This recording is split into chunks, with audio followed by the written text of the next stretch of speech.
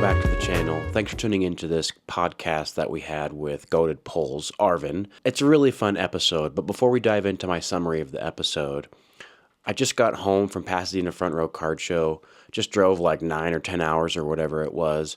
Pretty tired, but was up late enough just to see us cross the 100K subscriber mark on YouTube. Whoa. Thank you so much for all the support, for tuning into the videos. So many people have reached out to us, either on Instagram or in person, to say that they love the content and they're having a good time with it and sharing it with their friends and their family, and they're excited to meet us when they get a chance to. We're excited to meet you and to continue to make content for you guys. This community is really fun, and we're having a great time, and we're just getting started. So 100K. Next stop is 150, 200, and hopefully even more as we continue to share our love of the hobby and our goals and aspirations for what we want to do with this channel. So thank you again. Now, as far as this podcast with Arvin, it's really controversial. We talk about some of the more complex issues in the hobby right now. Things like the cost of modern Pokemon cards and sealed product, scalpers, rip and ship channels, mystery bags and gambling, and all those kinds of things that are kind of taboo to really speak frankly about in most of the content that I see, at least on YouTube, from Pokemon creators. But we wanted to have this conversation with Arvin. We come at these topics from different places and perspectives and different opinions. So I hope you guys enjoy this conversation. Let us know what you think in the comment section. If you like it enough, I feel like we bounce back and forth, Arvin and I, pretty well together. I think that there might be a way that we maybe join a weekly or bi-weekly live stream together, just because we have very different perspectives. But if that's something that you guys would like to see, let us know. If you feel like this podcast went well, then yeah, tell us, and we can maybe make that happen. I think it'd be a lot of fun and really interesting to have those conversations as time goes on, and we can react to news and things that happen in the hobby together. Anyways, enjoy. Looking forward to it. Thanks for all your support. See you guys soon. Welcome back, fans, friends, to Jarchomp Collectibles. As you can see, we are in our beautiful hotel room. It's very nice. We just finished with day one of the Front Row Card Show here in Pasadena, one of my favorite shows of all time. And I'm with my great friend, Goated Pullz. Arvin from Goated Pullz. You may know him from his own YouTube channel, Instagram, TikTok, or maybe you've seen him at some of these shows buying up huge stacks of cards from vendors and then selling them on his TikTok channel, which is Goated Pullz with 2 Z's, right? Or 3? Both. Both. Okay, 2 Z's and 3 Z's. Yeah, depends on when we're banned on which one. Got it. We're going to get into that. We have a really exciting podcast for you guys today. We're going to dive into some of the most controversial topics in the hobby today. And who better to talk to about than someone like Arvin, who runs what is considered kind of a controversial channel and business in the first place. And I know that he's got some really interesting takes on the hobby. And so we're just going to dive right into it with some icebreakers. So, icebreaker, Arvin, we're going to go over to your YouTube comment section, and I'd like you just to respond organically to some of these comments from some of your recent videos. Is that fair? Of course. Okay. Jarchomp. Comment number 1. Quote, It sucks how the rich can manipulate the market so much. Leave some for the kids, Arvin. Your response. Me rich? Yeah. They don't know what rich is if they think I'm rich. Okay. There's some rich people out there. All right.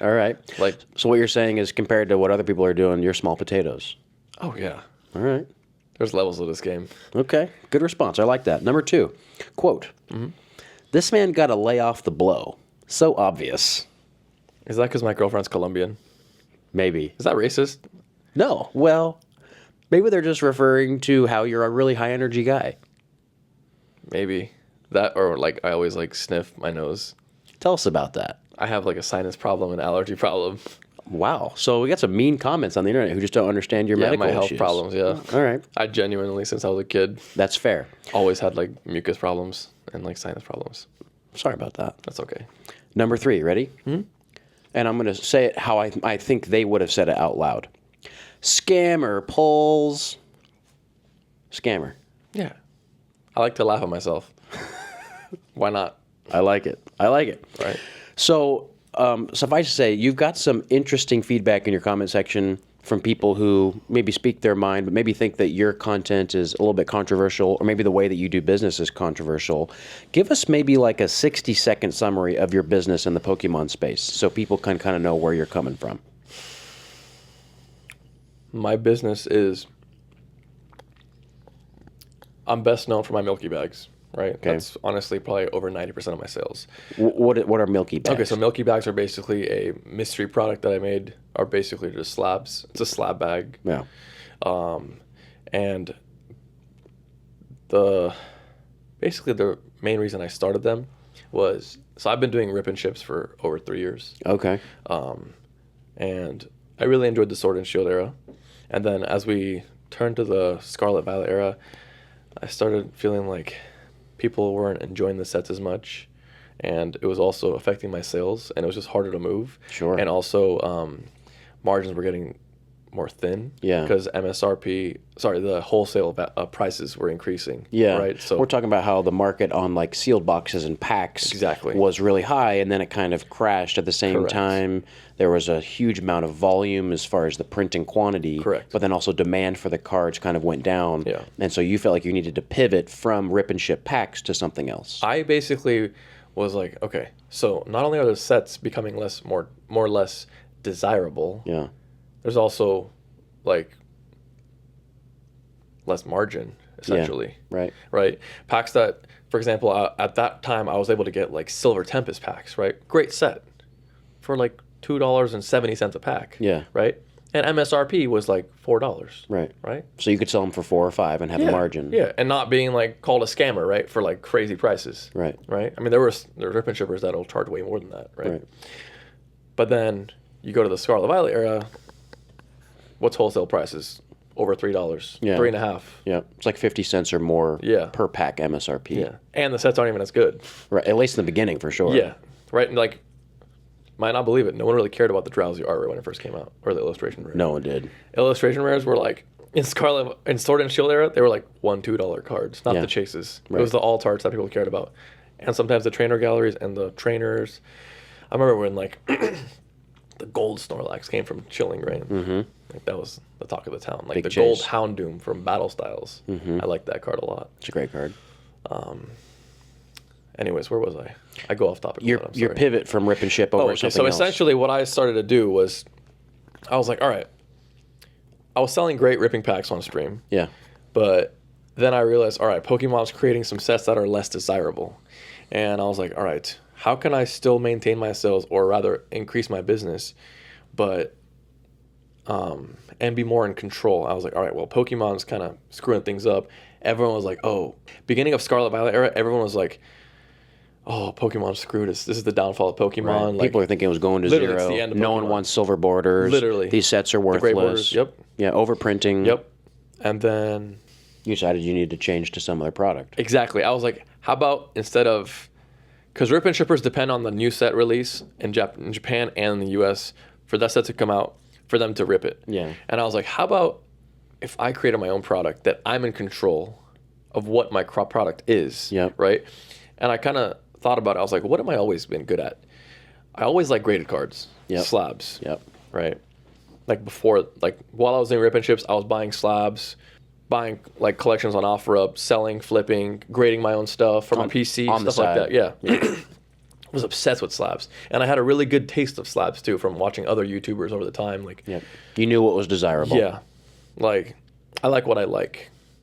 And I use my tools that I had, I guess, stuff I learned. And I was like, I know what slabs are very desirable. I know a lot of really cool cards, unique cards too. So I was like, let me create my own product, a slab game basically, which were the Milky Bags. But essentially, at first it was called some other stuff. I started goated slabs, goated bags, so many different evolutions. And I tested with different numbers based off like how many total bags I should do or how many pulls. Mm-hmm. At first it was just a pull box without bags. Mm-hmm. And then how many chases there should be, how expensive the buy-in should be relative to the floor price, so many different things. Yep. Until I figured out this like perfect number of 50 total bags and then 16 chases. Right. So that's kind of like the specific pull game, the different odds, the value of the cards. That's what like you're talking about. The highest ceiling, I know like what sweet spot, like how many chases look like this. some variety. How often should I put Japanese cards, English? How often should I put vintage?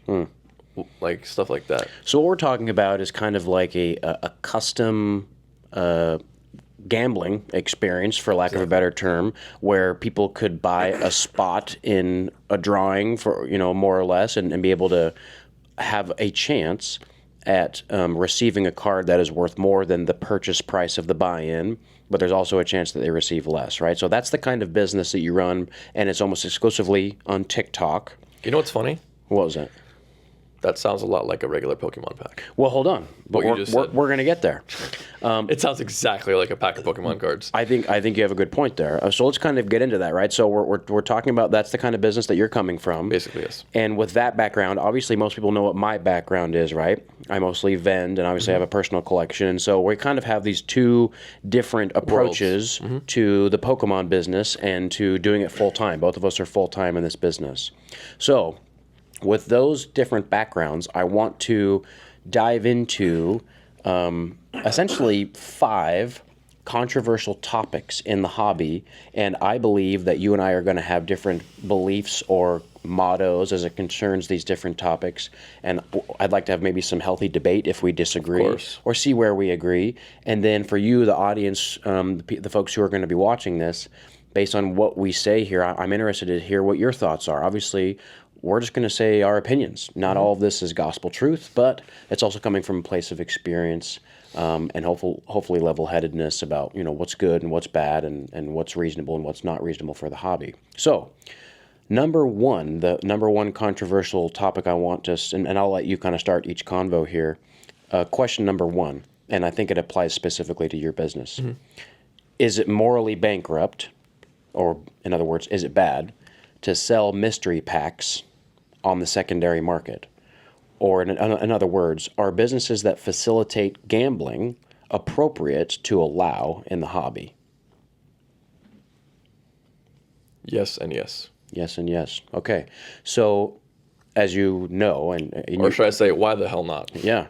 And obviously, this is the entire basis of your business, right? Is having this kind of gambling experience where the product or the opportunity to win it's all Pokemon product.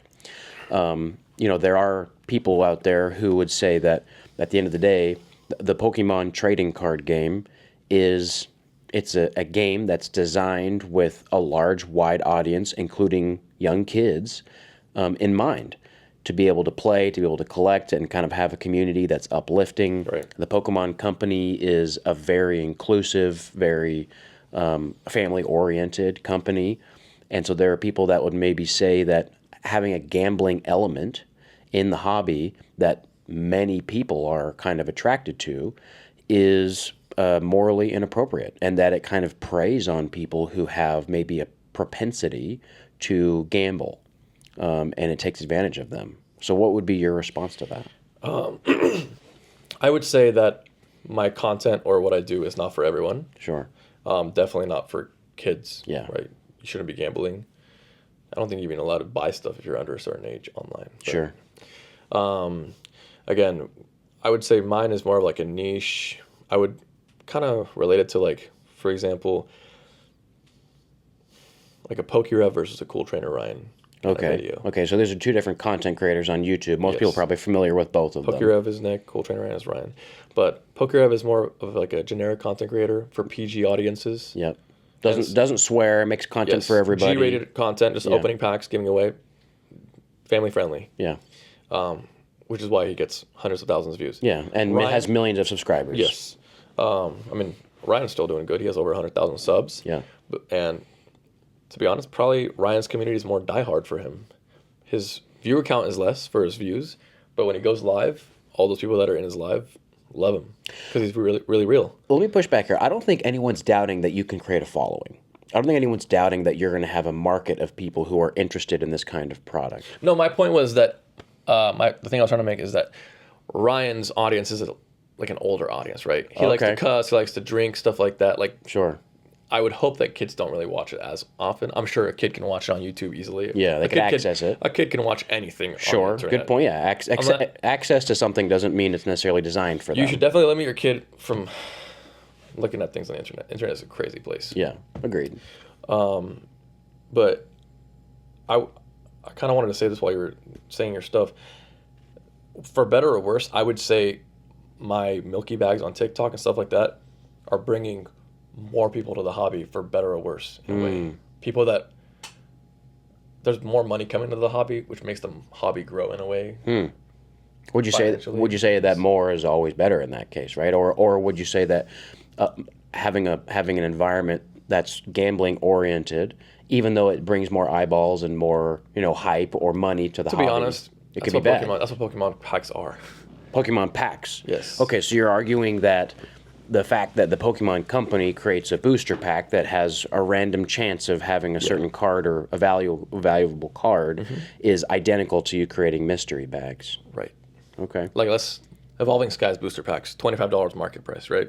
That's secondary market price. That's not the Pokemon's price. Okay, well, if you want to talk release date, when Umbreon was maybe like, I don't know, $400 raw. Sure. Back then, Umbreon VMAX. Sure. When Evolving Skies was actually available for $4 a pack or $145 on Pokemon Center. Sure. You open that booster box for $145. What happens when you pull a Gordy, full art, and like a couple Vs? Good point. Like a Suicune V and a couple Hollows. Great point. And you're left with maybe $6 of cards for $145. I think from a secondary market perspective, you're bringing up a great point, right? Which is, the Pokemon Company is in a certain sense creating the same mystery pack gambling experience as you would.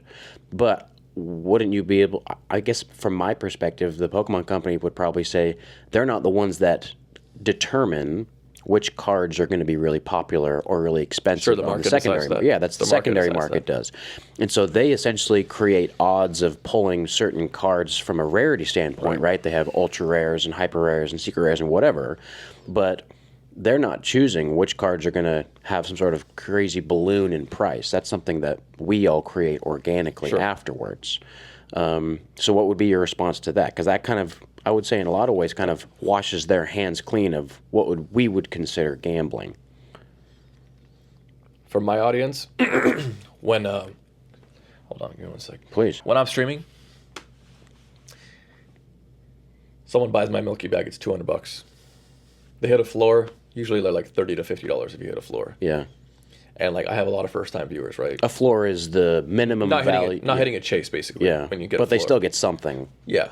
But they can always trade that into something that becomes nothing. Sure. If they want. Sure. Like they can trade that floor for a few packs. Yeah. And if you open a few packs, you literally could go home with nothing, basically. Yeah. Risk of the chase. Yeah, exactly. But you distracted me.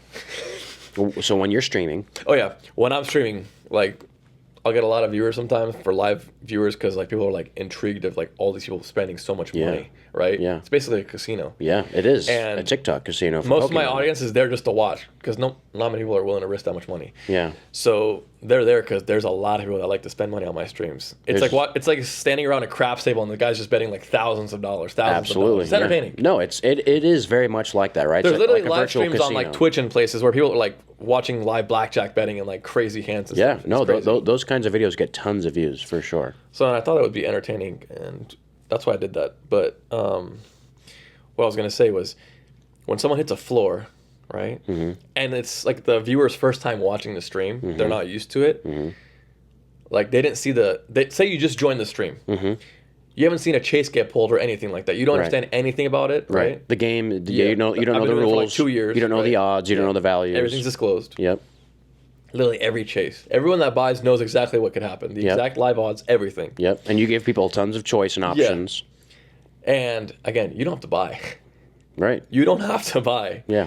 So a guy will buy, right? And he hits a floor. And then someone will randomly be like, what a ripoff. Or what a scam. Yeah. Hey, you pay $200 for a crap card. Imagine paying $200 for that $30 art rare, PSA, whatever slab. Yeah. And then I'm just well, because he had a chance at getting a $1,200 or $1,400 Giratina PSA 10 from Last Origin. Exactly. Right? Exactly. Just we don't rip a $1,300 booster box of Evolving Skies for shits and giggles. Yeah. We rip it in hopes of getting a Moonbreon. Well, I think that's a great point, right? Which is a better argument from your side, which is we're not comparing ourselves to Pokemon because we're not the Pokemon Company. We're comparing ourselves to the other opportunities that present themselves on the secondary market, right? Anytime you open a vintage pack that's out of print. Your ROI is way worse. That's a gamble. Anytime you even people who are maybe a bit more smart with their money, and let's say you buy a collection online, you don't necessarily know what the conditions of those cards are going to be, right? There are a lot of quote unquote gambles or risks taken, and I would argue maybe in your favor here that in order to do anything in the hobby that's going to maybe gain you more value in your collection than just buying something outright, there's going to be some risk involved. And so I think that's a really good point. I'm a very risk-adverse person. You are, but you also create a game that you allow people who are more gambling-oriented to get Wait, involved. hold on. What does risk-adverse mean? Risk-averse is someone who is averse to taking risk, right? So they are wanting to take more conservative steps towards their increase. I didn't mean to say it. I am a risk taker. That's what I meant to say. Okay, so you are someone who is not risk averse. So you like to take risks. Correct. Got it. And so are your viewers. Oh, my viewers. I have some degenerate viewers. So last point on this topic before we move on to the next one is there are people that struggle with gambling addictions, and there are people that spend beyond their means. And you create a place where they can do that, and you don't keep them from overspending. So how do you feel about that morally, that you create that place for them to maybe make bad decisions? So my biggest customers, I've said this in the previous video and with that documentary with J Love. Sure. Okay, Sure. J Love. That my biggest customers, I try to get to know them, right? For any reason, right? Yeah. If someone comes to your table, Yeah, right? networking, business. Yeah, networking purposes. You never know what I'm going to do after Pokemon, right? Of course. Like 10 years from now, am I still going to be doing Milky Bags? Are you going to be vending in 10 years? We don't know. Who knows? Right? But it's good to have opportunities, right? If some guy comes to your table like tomorrow on Sunday at the card show and buys like, I don't even know if you have $100,000 of slabs, but just drops 100K cash, you're not going to be like, little light bulb in your head like, what does this guy do? Maybe I should know this person more than like, just this instance. Is this guy like friends with Dana White or something? Right. Like maybe an opportunity for a collaboration or something like that, or like more business ventures or anything. Sure. So these guys, once they spend like a certain amount in a night, first off, my alarm goes off in my head like, is this guy legit? Right? Or like, am I getting a charge back? Sure. Or like, There's a risk for you, for sure. there is. It's a lot. So, but then after they're regulars and they come back day after day and they're consistently dropping money, because the average person could drop a couple $1,000s in a night, right? Yeah. Like the average guy can go to Vegas and be an idiot and drop like $5,000 at a blackjack table and not go to Vegas again for another year or two. Yeah.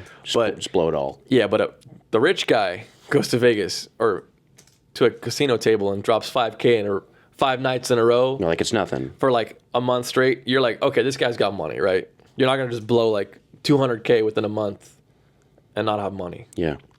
And then at that point, I'll like talk to them like, oh, what do you do? Like get to know them. Maybe do like deals outside of the stream. And then you find out they do this, they do that. Like, holy shit. Okay, wow. You're a real estate tycoon. Wow. Okay, you're a sports bettor. You're a private equity guy. Crypto. Like these people have some of my customers, like not seven figure, 8-figure, potentially 9-figure people. Yeah.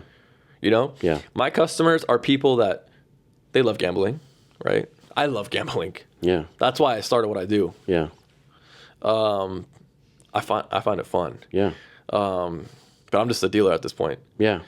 And my customers are gambling degenerates. They like crypto. A lot of them like crypto. It's all a gamble. Stocks are gambling. Yeah. Single stocks for sure. Yeah. Day trading, sports betting. These people like to sports bet like crazy. Some of my customers, dude, they'll bet like $200,000 on one game. And so you just consider your game, your stream, to be another channel for them to do the Mine's same nothing thing. compared to what they do on like the real gambling world. Yeah. Right? When the guy comes, tries to flex on the chat and buys like 10 Milky Bags, it's like $2,000. Right. Meanwhile, he's dropping like $100,000 on the game. Yeah. Right? They don't care about 2K when they got like $50 million. Yeah. But Interesting. it's wild. It's a great perspective, and I think that's, we've been able to kind of discuss it enough for maybe to inspire some thoughts in people in the audience to see maybe what side they fall on as far as whether or not they think it's appropriate. Let's move on to number 2. Sure. Number 2, is it bad that newly released sets, so for example, yesterday was the release day for Journey Together, is it bad for newly released sets to be difficult to purchase around MSRP? So we're talking about the supply and demand of the hobby. Really hot topic right now. downstream effects of this reality is that there are scalpers, there are people who have access to product, lots of product that other people just simply won't be able to get. So a lot of the products are going to a small amount of the people. What's your take on it? Is that bad for the hobby? It's sad, but it is what it is. It's sad. So, that... Again, just like how you said, the consumer market, the people decide how much a Moonbrown goes for raw on the open market. Yeah. Sure, like all stores could sell that product at MSRP, but it's going to get scalped in a second, and then it's going to get resold and offer up for 3x the price. So what you're saying is once a market value is established on the secondary market, it would be unwise for a common seller of the product to not just kind of go with the flow because their product's just going to get scalped if they try to sell it at MSRP. Because there are content creators, I know a few by name, that are staunch on the belief that they are going to get their allocation from distribution of their Journey Together booster boxes, and they're going to sell those boxes at MSRP, even though the next store down the street is selling those boxes for the secondary market price, which is like $250 in comparison to like $160. So we're talking about like a 50% difference in value almost, and they're going to sell out at both locations. It depends what kind of game you're trying to play. If you're trying to play the long-term game or the short-term game, like Brian from Pokémon. Yep, Brian. Awesome dude. Shout out. Good homie. He does the long-term game, and I think he's doing MSRP. Yeah, he is. But by doing MSRP, you get more supporters, and your contact list grows, right? That's a hypothesis. Your email list grows. Long-term supporters. It's not going to be like this forever, guys. Yeah. I've been around for like 5 years. There's cycles. Okay. So you're saying that Brian is making a calculated bet. Yes. That by selling at MSRP, he gains favor with his audience. Yes. And they're going to stick around and support him when the market isn't as competitive. Exactly. Just like basically what you just said. For example, when the booster box, in a year or two, the market's going to cool off a little bit. It's not going to go away, but it's going to be more calm, normal, right? People are going to be able to get.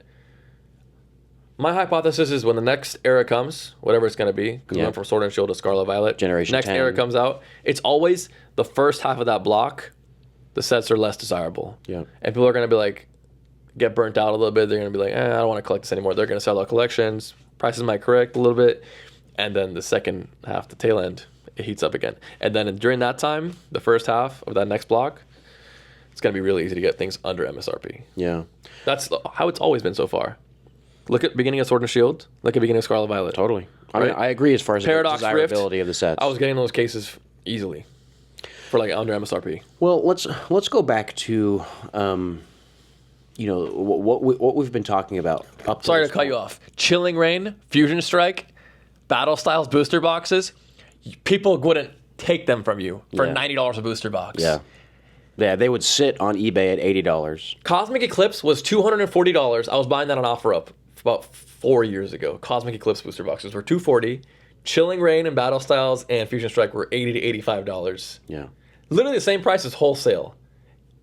And now, Cosmic Eclipse is like almost $2,000 a box. Yeah, last I saw was $2,100 on eBay. That's diabolical.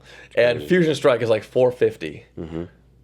Sooner or later, 2 years from now, Fusion Strike will be over $1,000, and Paradox Rift will be $500. It is rinse and repeat, rinse and repeat, and rinse and repeat. Team Up was like $1,800. Now it's $5K. Yeah. Well, again, we're talking about the market cycle. Yep. But on the other hand, in the here and now, for collectors who are trying to get this product, right? The reality is it's really difficult to get it at MSRP, let alone below. Mm-hmm. And obviously, that's because the secondary market has determined that these boxes, at least right now, are more valuable.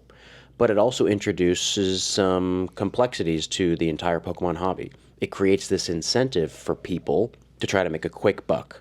And so we're talking about the fact that a quote-unquote scalper or anyone else who feels like they have a chance to make a margin when they buy a product at MSRP, people are gonna line up in lines outside of GameStops and Targets and Best Buys and wherever else, Costco's, to be able to get access to this product. So My favorite comment on my live streams is anyone call me a scalper. Tell me about that. In a TikTok live stream about slabs. What's your definition of a scalper? How can you literally be a scalper of PSA slabs? I don't know. Literally define that for me. It sounds like a. It's not like every day at 8 a.m. Walmart's opening Bubble Muse drops at $600 for PSA 10 when market price is $900. Yeah. No, it is a little bit overgeneralizing and probably just there's literally no way you can scalp slabs. A price, kind of a reaction. You can corner the market. You can manipulate the market with slabs, but you can't scalp graded cards. Yeah. I can't scalp. Like, sure, I'll make rage bait content.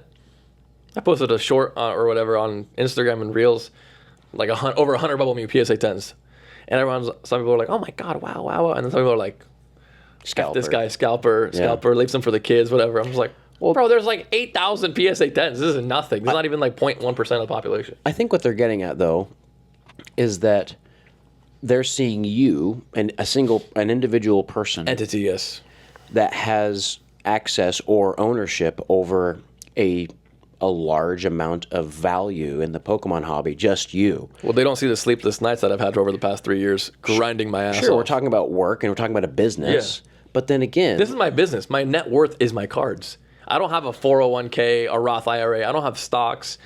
Literally my entire net worth is Pokemon cards.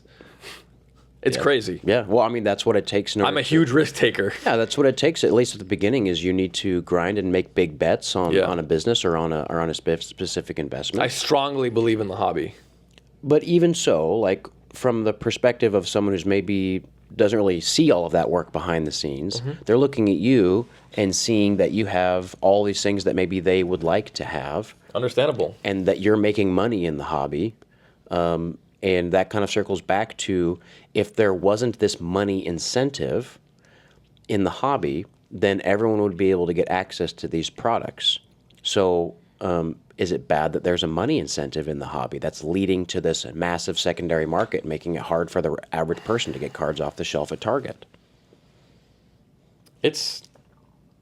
I understand. It makes me sad because, say, like 5-6 years ago, when I didn't have the money I have now, I really wanted a PS5. Okay. When it first dropped. Yeah, the gaming console. Yeah, PlayStation 5. I really wanted one, right? I love playing video games. Yeah. And this is at a time when I was like unemployment from Uber. I was an Uber driver before this.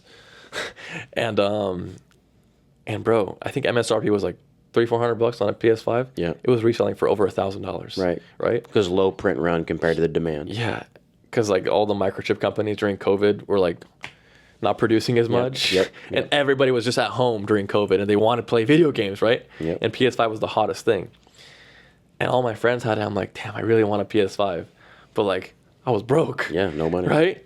Can't pay $1,000 for it. Yeah. You'll never find one in Target. It's literally like it's kind of like a booster box, right? Like they want a Journey Together booster box, but they can't find one for $160. Right. It's like $250 or $300. Right. Right? So I understand your pain. Yeah. Right? I used to not have money. Yeah. It sucks. So what you're getting at is, for some items in some market cycles, things are just going to be more expensive, and that's just how it is. They were botted. PS5s were botted. They were scalped. Sure. So I totally understand the frustration that you guys deal with, but I don't really affect it. Yeah. Yeah. I don't. I get what you're saying. So you don't have a big impact on it. So you don't personally have a huge opinion either way. It's kind of a different business from you altogether. Yeah.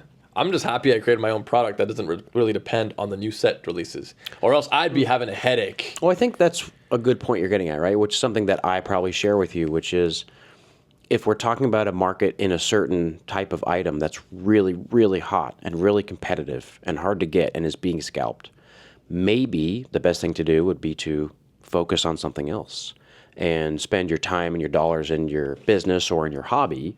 AKA Milky Bags. Yeah, Milky Bags, graded cards, single cards, or just, focus on those other things and let the market, the people who really are willing to pay double MSRP, go and do that for as long as it makes sense. For a few months, they won't last forever. If you're in it for the hobby for the long game, you're not going to be here forever. I like it. Okay, next one. Are ripping ships good for the hobby? Yes. 100%. Why do they get so much hate?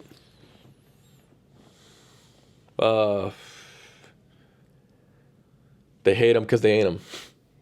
Okay, so it's a jealousy. Literally. Jealousy of people who have a business and are at least there's a perception of them being successful because they're opening packs and making sales and that kind of stuff. Yeah, because that person doesn't have like anyone to answer to.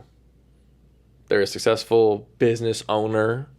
They're just chilling, ripping packs, having a great time, and making money. So what would you say to people who believe that creating a rip and ship, or the fact that there are now at least probably thousands of people streaming and ripping? Not all of them are successful. Sure. And you don't have to buy from any of them. Sure. That's a huge point you need to understand. But at the same time, we're talking about people who have found a way to cast a wide net and create a marketplace of buyers, which is, I would say, increasing liquidity. It's creating an ability for more people to access packs on demand at any time, which means that there's going to be more demand for those packs to appear specifically on Rip and Ships, which means there's going to be more demand for the packs that are on the shelves at Target. Dude, the live audience community factor is something else. Okay. It's so fun. So you think that there's a benefit to the Rip and Ship? Yeah. It's not just ripping packs, but it's also some sort of a... community. Okay, like a performance, like an experience.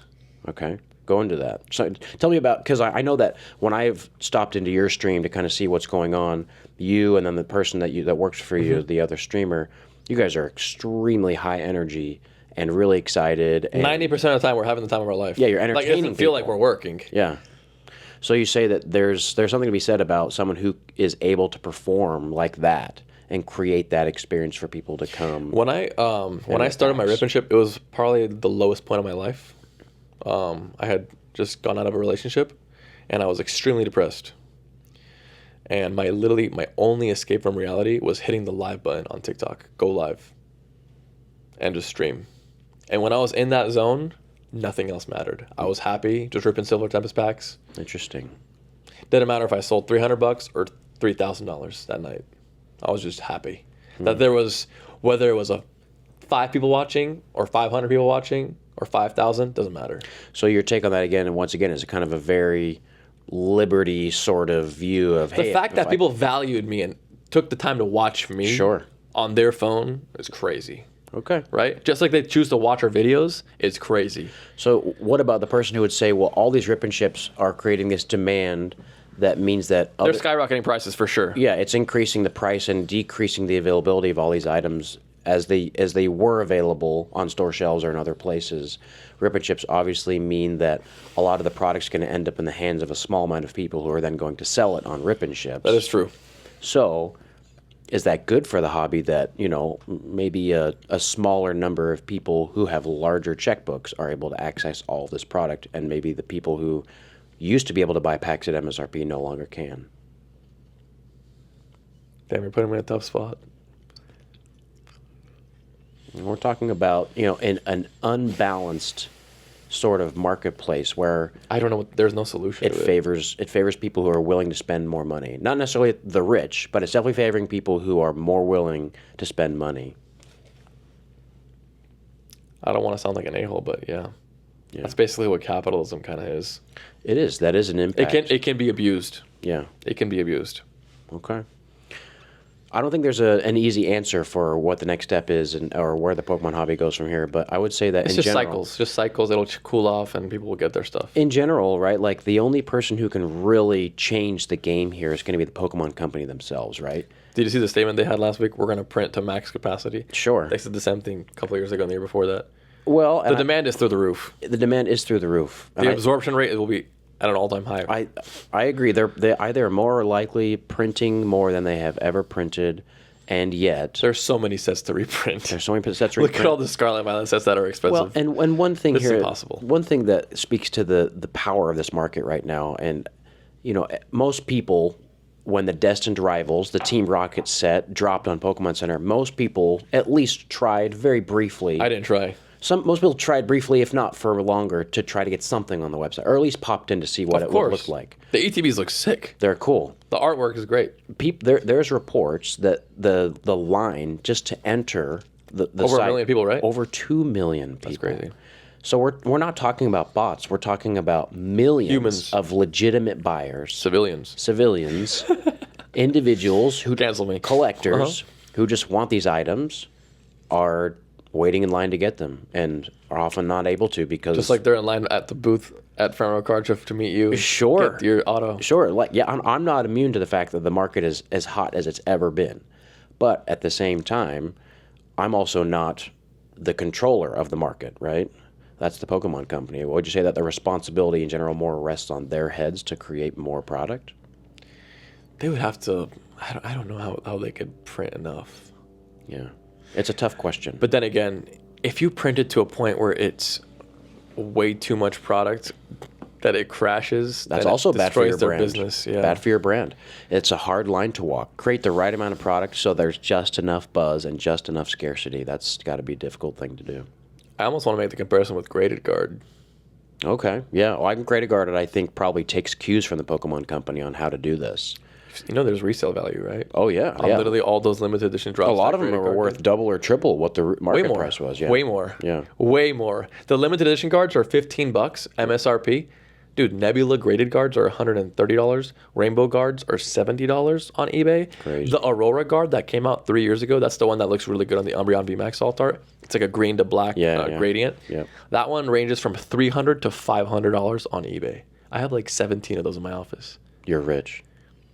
Dude, I shit you not. Weird flex. I have about $30,000 of graded guards. That is a weird. That's crazy. Let's move on to number Dude, 4. whenever I'm streaming, sometimes I'll grab the camera and show my graded guards. Everyone's just like, what the hell? You know what I mean? You're the guy. You got all the graded guards. Shout out Graded Guard. Yeah, use code Pullz for 15% off. But it only works once, so Yeah, make it count. unless you can use their emails. Oh, I see. What Little you're saying. glitch in the matrix there, you know? Tax evasion at its finest. Jarchomp. Let's move on to number 4, folks. Ready? Yep.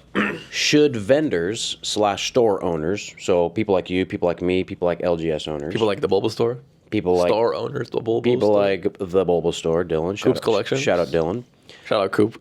Should these vendors and store owners be allowed to buy / acquire Pokemon product at a percentage of market price? Yeah, how else are we going to make money? Wow. Because if you paid 100% Yep. for you to make profit, you have to sell it at 100 and whatever, 20%, 130%, then that would be the new market. Wouldn't you say that this is just a hobby for frivolous fun things, and that there shouldn't be any money made in this hobby though? If there was no money to be made, then why the hell would you drive 10 hours from Utah to Pasadena, right? Spend hours all night comping cards, all that stuff. Great point, right? There needs to be money made. Yep. But at the same time, Why would I go to my office at midnight and stream till 7 a.m.? It's not like I don't want to sleep if there's no money to be made. all right, so there should be some money to be made so that some businesses can exist, right? Right. Some businesses we've already talked about, yours, Rip and Ships, mine. Maybe people disagree on their willingness to think that those businesses are quote unquote legitimate or are doing good things for the hobby. Those are up for discussion. But is there a point at which businesses are making too much money and are just taking advantage of the hobby? Yeah. Yeah? Okay. So what's the right line, right? There's people that make mystery bags like me, but their margins are more than mine. Okay, Because so they're giving way shittier stuff. so what's the margin that should be tolerated and what margin should not be tolerated? That's tough. I don't make the rules. Right? Because one of the things that I get, at least I see in the comment section of me, has to do with people who are upset or disagree that I paid 70% or 75% or 80% or whatever the percentage is. I've seen complaints across the board that I'm not paying full market price. Is there, I know that in general, a pretty accepted vendor pay rate is 70 cash, 80 trade. That's what a lot of people use. But you literally can never make anyone happy. You can't make everyone happy. Okay. Because you know me, my buyer POVs. Yep. Back in the day, still sometimes I pay close to 90%. Yeah, 85 to 90%. Yeah. Because I need those cards for my stream because I'm able to get a higher margin through my mystery bag margin. Sure. But I don't know. So I guess the better answer here, and this I think comes back to business in general, is pricing philosophy in business is not a perfect art, and it's going to change and be different and be more acceptable in different industries. And so what we have kind of established in the Pokemon hobby is our certain numbers, 70, 80, 85, depending on the item, depending on the liquidity. But at least in my argument would be the only perfect number is the one that the buyer and the seller agree on. Exactly. Just like someone agrees to buy a Milky Bag for 200. Yeah. If everything's disclosed and everyone's on the same page and everybody stands to benefit and two willing people are willing to enter into a business arrangement, then that's the right number. Yep. And everyone else can complain in the comments. But the business deal occurred because the two willing parties were involved, agreed on it. Yeah, if someone comes up to you with a binder with like 800 cards in it, and it's worth $3,000, right? Yep. And you give the person $1,500 Yep. for it. So that's right? 50%. Yeah, 50%. Again, it's 800 cards. Yeah. Right? The new owner, the now seller of the cards, Yeah. is going to have to sell 800 cards. Individual cards. In So you order- know how many hours, how many trips, how many different card shows it's going to take to sell all those. Yeah. How many packages? How many envelopes? And market fluctuates, so there's also risk involved. Risk involved. Yeah. The only reason I was able to buy cards from you and other vendors in my videos at 85, 90, sometimes even more than that, is because I'm able to move my inventory so fast through my streams. Our volume is crazy. Yep. Right? The reason I will buy like 40 PSA 10 Giratinas at once Yep. was because I moved through all those within like a month. Yep. So would you say then? It's not like I'm just sitting on it for fun. Would you say then for someone who is trying to get top dollar for their items, then if that's what their goal is, then they're going to have to find someone. Don't go to a vendor. List it on offer up yourself and deal with it. Deal with negotiating with people. Yep. You'd have to drive and meet up with someone, right? Mm-hmm. Take the risk Yep. of getting mugged. Mugged or ghosted, Yeah. waste your time. Fake money. Whatever it is. Fake trade. Anything is possible. There's tons of risk, right? And, Yeah. and some people are more or less willing to do that work. If you need money, you need money. Yeah. Some people are in pressure and they need money. That's a great point, right? So I guess one piece of advice to anyone listening to this who is not as familiar with the industry, right? We're talking about collectibles. Not everything in the market is really liquid. Not everything is going to carry a significant value. And so if you're trying to get top dollar, you can either create those sales channels yourself and get that top dollar, or you can find someone who already has those sales channels established and they can pay you in relationship to how easily they can sell it, like you with your Milky Bags or like me at my vendor table. All right, I think we agree on that one. Yeah. Okay. Last question before we move into some personal questions for you. What is your opinion of trade-up challenges? Depends who it is, but not a big fan. Okay. So trade-up challenge being the idea that you take an item of smaller value and you go maybe to an event like a card show. I'd rather just give a kid something free than do a trade-up challenge because I'm not going to do anything with that garbage they're going to give me. So you're talking about from the perspective of you're being the vendor and someone's asking you to do a trade-up challenge. You'd rather just give them something for free. I personally, that's usually what I do. Yeah. Because I don't really have like slabs in that price range. How about an adult? How about an adult who is trying to participate themselves in a trade-up challenge to try to get items that are more valuable than the ones that they have, that they're bringing to the table? What's your opinion on that? GTFO. Get out of here. Okay. Why? I'm trying to print. Sorry, guys. Arvin's too busy trying to make money. Next question. I'm in it just for the money. I hate the hobby. Oh, man. All right. That's a quick and easy Why are you one. friends with me? You and me? Yeah. Are we friends? You're a great guy. Why would you be friends with Goated Pullz? You bought me dinner. Let me interview you Thank you now. so much. I did, huh? You did. You owe me. Hold on. We're going into personal questions about you, Okay, and then okay, and then I'll give you a chance to ask some questions. All right. Tell me your name. Number one, and for anyone that follows Arvin, you probably already have kind of noticed this, whether you watch his content or have seen him on live streams. But Arvin is someone who is, I would say, one of the most knowledgeable people in the entire Pokemon space when it comes to graded cards, their values, the print run of the sets, the different languages, all of the things that go into the relative value of a certain card. Arvin, I think, has one of the most impressive repositories of information in his head at all times for constantly moving numbers. Very impressive. Thank you. You come to my table, or I see you in your stream, or not in your streams, but in your videos, and you know the market price down to the dollar of almost every single card as of like today's comps. It's incredible. And it speaks to number one, a very interesting mind that you have, but also number two, an incredible amount of work that you have to do to be paying attention to that many numbers at the same time. you. So, do you actually like the cards, or is it all just about business? And knowing all of that information is just a way for you to make money and maximize the amount of money you're going to make? You mean milking people for their money? Yeah, extorting the entire hobby for cash. The lactation station. Just kidding. Let's word it in a different way. Is it about money, or is it about you actually love these cards? You want the honest truth? What's the truth, Arvin? I didn't ask you here to lie to me. What do I say, Trey? Don't ask the audience. What's it about? I love the cards. I thought you did. I thought you did. I get like You have a nerdy passion about it. 100%. You have to, in order to know as much info as you know. This may sound weird, but I get off the card sometimes. That is weird to say, yes. Like I'll look at the texture, I'll be like, holy shit! Look Yeah. at the texture on this card. Yeah. One thing I love about your crazy mail day videos, and they are crazy because it's just every day you're getting mailed more money in the value of a collection than most people are going to see in their entire life. Mm-hmm.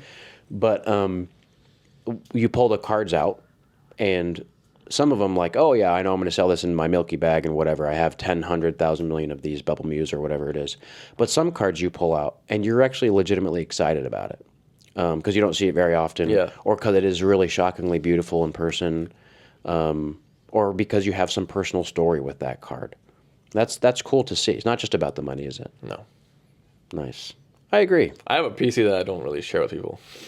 I love it. You should do a video about it someday. probably should. Yeah, PCs. People love to see the kind We of both things. kind of collect. I collect a lot of. We talked about this. The Delta species reverse hollows and stuff like that. Yeah, yeah, I have a lot of those. I always thought they were cool.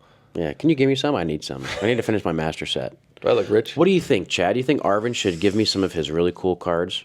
Maybe at market price. I'll buy them at market price. Number 2, who is your favorite Pokemon? Mew. Really? Yeah. I didn't know that. If you go to my stream, you'll see I have a Koro Mew You and Franny. and a Legendary Treasures Mew. Dang. Both you, 10s. you don't have the Gold Star Mew yet? No. You got to get it. I always wanted that in a 10, but You'll get it. I wanted it when it was like 7K. I don't know what it's now. Probably like 15 Probably. to 20K. Yeah, some crazy number. In this crazy market. And they all have print lines. Yes. Yeah, yeah. That Dragon Frontiers is rough. Yeah, those like like the Delta species looking cards like Yep. that. They all have print lines. The Charizard from I d- Delta from Crystal Guardians that had print lines. I actually have one that doesn't have a print line. I had a reverse 10, but I sold it. Mistake. It had a print line. Oh, well, then not a mistake. The Gold Star Gyarados always has Yes. a print line. Yes. See, like if I was in it for the money, why would I know that? I love that. Why Great would I point. know that Crystal Guardians Reverse Holo Charizard always has print lines? Because that has nothing to do with Milky Bags. Question number 3, Arvin, and this is a little tongue-in-cheek, I'm going to ask you, but Give me some affirmation, make me feel good. again, serious. Number 3, ready? Uh-huh. When you aren't milking the Pokemon community for all of their cash, For everything they have. what do you do in your spare time? Just the appropriate stuff, please.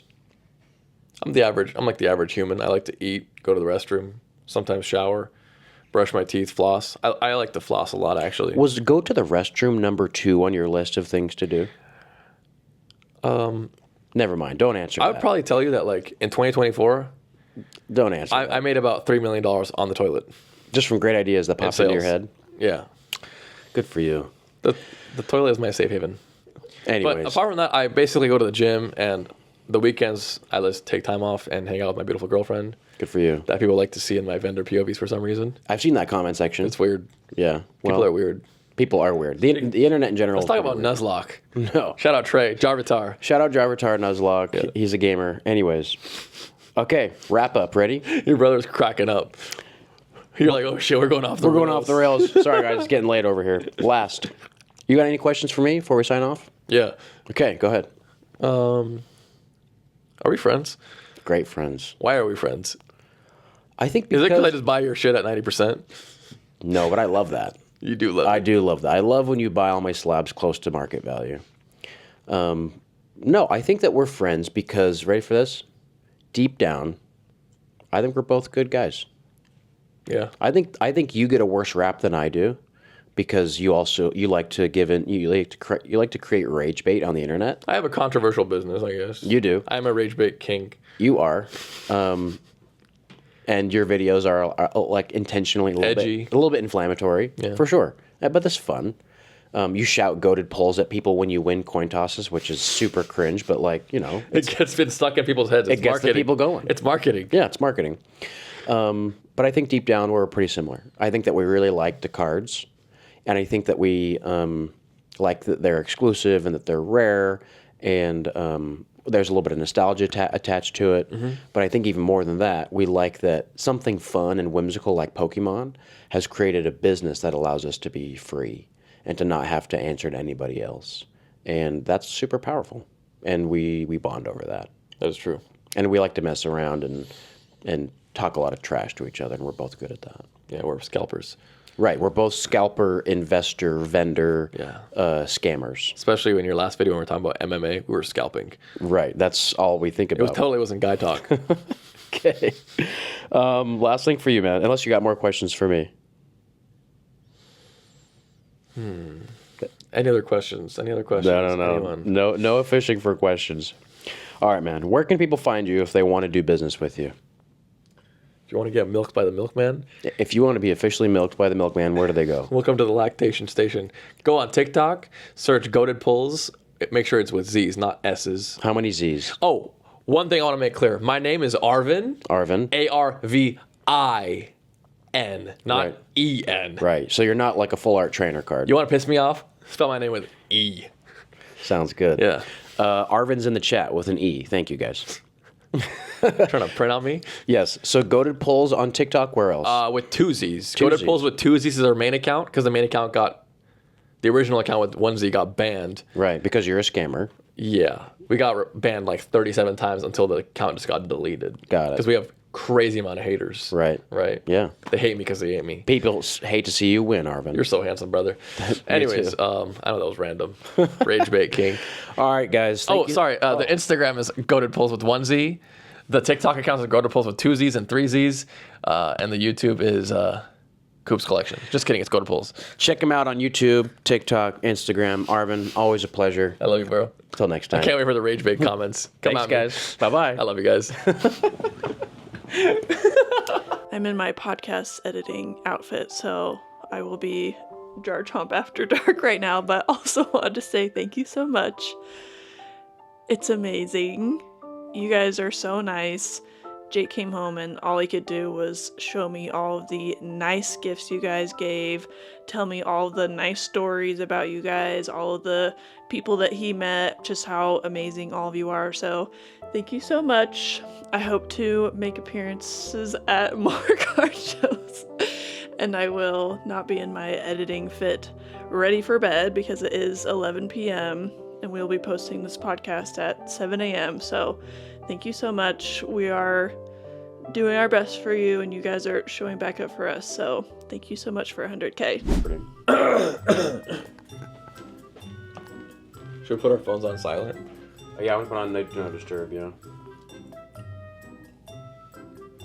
Babe, can you put the AirPods on?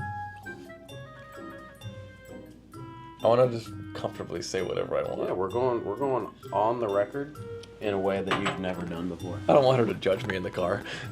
I love our close proximity here. I know. This is hot. I love smelling you. Arvin, What? just be careful with the things I say. Really? Listen to her. She's smart. Seriously. She's wise. I wish I was closer to you. No. The picture was good. Okay. Yeah. The But I just distance like was being good. closer to you. Right, we can do that off the camera. Okay. For now, let's do it for the people.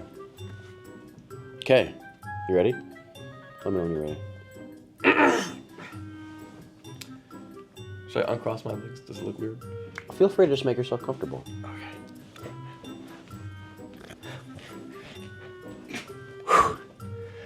All right. I'm ready. You ready? Yeah. Okay. Welcome back